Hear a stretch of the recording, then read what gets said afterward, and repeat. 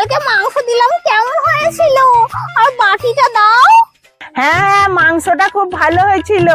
কেন রে, তোর বাড়িতে মাংস হয় না, তুই আবার আমার 6 পিস মাংস দিয়েছিলিস?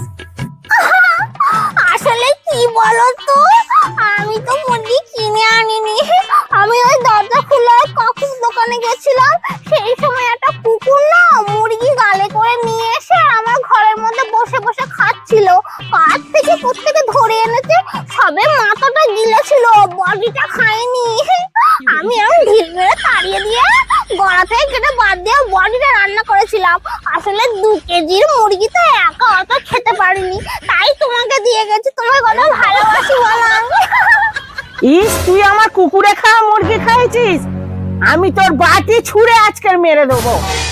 ও বাবা গো, লোকের ভালো করতে নেই।